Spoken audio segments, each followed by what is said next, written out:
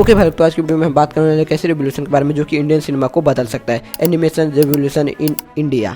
एक टाइम था जब इंडियन एनिमेशन इंडस्ट्री सिर्फ कार्टून तक लिमिटेड था, लेकिन आज हम ग्लोबली कम्पीट कर रहे हैं। लेकिन क्या हम कभी हॉलीवुड और जापान के लेवल तक पहुंच सकते हैं या सिर्फ आउटसोर्सिंग प्रोजेक्ट पर ही डिपेंड रहना पड़ेगा? इस वीडियो में हम देखने वाले हैं एनिमेशन इंडस्ट्री का पास्ट, प्रेजेंट और फ्यूचर क्या होगा। तो वीडियो के एंड तक बने रहना, तुमको बहुत ज्यादा मजा आएगा। और पहले बता लो, एक लाइक और चैनल को सब्सक्राइब कर दो, क्योंकि ऐसी वीडियोस मैं रेगुलर लेकर आते रहूंगा अगर इस पर सपोर्ट मिला तो। इंडियन एनिमेशन की शुरुआत 1950 टू 1960 के एरा में हुई थी और इंडिया की जो पहली फिल्म थी वो 1957 में एयर हुई थी। ये एक माइथोलॉजिकल स्टोरी थी। उसके बाद 1970 टू 1980 में दूरदर्शन के एजुकेशनल एनिमेशन आए, जैसे कि एक अनेक एकता, सूरज एक, चंदा एक, तारे अनेक, जो हम सब ने देखी होगी। मैंने नहीं देखी, बट आप लोगों ने देखी होगी, तो कमेंट करके जरूर बताना। लेकिन तभी इंडियन एनिमेशन इंडस्ट्री बहुत लिमिटेड था, सिर्फ शॉर्ट फिल्म और टीवी कमर्शियल तक।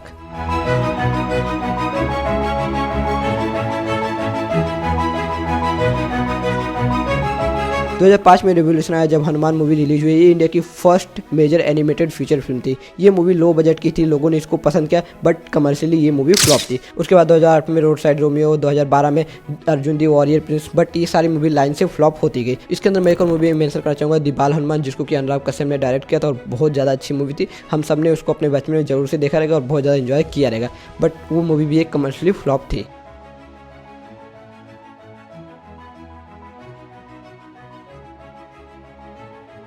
एक इंटरेस्टिंग बात यह है कि बहुत सारी हॉलीवुड मूवी का वीएफएक्स और एनिमेशन इंडियन स्टूडियो ने बनाया, जैसे कि 2012 में आई दी जंगल बुक, फिर 2016 में दी लायन किंग, 2012 की लाइफ ऑफ पाई। इंडिया एक आउटसोर्सिंग हब बन गया जहां डिज्नी, पिक्सार, ड्रीमवर्क्स जैसी कंपनी का काम होता है। लेकिन बड़ा सवाल यह है कि क्या इंडिया अपनी खुद की ग्लोबली सक्सेसफुल एनिमेटेड मूवी बना सकता है? इसका जवाब तुम लोग मुझे कमेंट बॉक्स में जरूर बताना।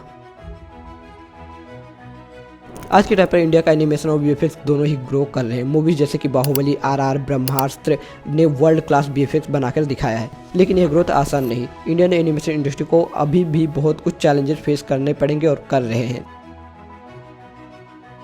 इंडियन स्टूडियो के पास हॉलीवुड जितना बजट नहीं होता। अगर मैं तुमको इसका एग्जांपल दूं तो तुमने कुंग फू पांडा 4 देखा रहेगा, उसका बजट $640 मिलियन से। और मैं उसकी कंपैरिजन में तुमको बताऊं, इंडिया की आज तक की सबसे एक्सपेंसिव मूवी तो वो थी कल्कि 2898 AD, जिसका बजट था $70 मिलियन। देख लो दोनों के बीच में कितना ज़्यादा डिफरेंस और कितना ज़्यादा गैप है। इंडिया के अच्छे एनिमेटर्स फॉरेन स्टूडियो को ज्वाइन कर लिए, क्योंकि इंडिया में एनिमेटर्स को और आर्टिस्ट को रिस्पेक्ट भी नहीं मिलता, उनको अच्छा पे नहीं मिलता, सैलरी नहीं मिलता, बहुत ज़्यादा वर्कलोड डालते, तो वो लोग इंडिया छोड़ के दूसरे देश में दूसरी कंपनीज के लिए, फॉरेन कंपनी के लिए काम करना ज़्यादा प्रेफर करते हैं। इसलिए हमको मार्वल और डीसी जैसे स्टूडियो के एंड क्रिएटिव में बहुत सारे इंडियन आर्टिस्ट के नाम दिखते, जो कि उन्होंने इतना वर्ल्ड क्लास वीएफएक्स और एनिमेशन वहाँ पर किए हैं। ज़्यादातर इंडियन स्टूडियो आउटसोर्सिंग पर ही डिपेंड है, वो अपनी खुद की ओरिजिनल स्टोरी डेवलप नहीं करते।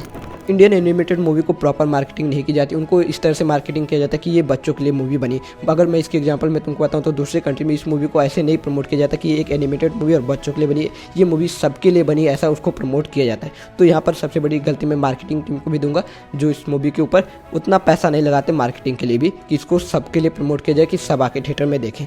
अगर इंडिया को ग्लोबल एनिमेटेड लीडर बनना है तो उन्हें ये स्टेप लेने होंगे। गवर्नमेंट सपोर्ट, जैसे साउथ कोरिया और जापान की गवर्नमेंट ने अपने एनिमेशन इंडस्ट्री को सपोर्ट करते हैं, वैसे ही इंडिया को भी करना होगा, बट ये होना नामुमकिन है, इम्पॉसिबल है, मैं लिख के दे सकता हूँ। इंडिया में पिक्सार, डिज्नी जैसे एनिमेशन स्कूल होने चाहिए, और मैं तुमको लिख के देता हूँ, अभी तक इंडिया में ऐसा कोई प्रॉपर स्कूल नहीं जहाँ पर तुमको एनिमेशन, एडिटिंग और वीएफएक्स जैसी चीज़ें सिखाई जाए। मैं खुद सीखना चाहता हूँ, पर मेरे आसपास मैं ऐसे छोटे शहर में नहीं रहता हूँ, मैं मुंबई जैसे बड़े शहर में रहता हूँ, फिर भी यहाँ पर ऐसी कोई स्टूडियो नहीं है, कोई ऐसा स्कूल नहीं है जहाँ पर ये सब मुझे सिखाया जाए, मुझे ये सब सीखने को मिले।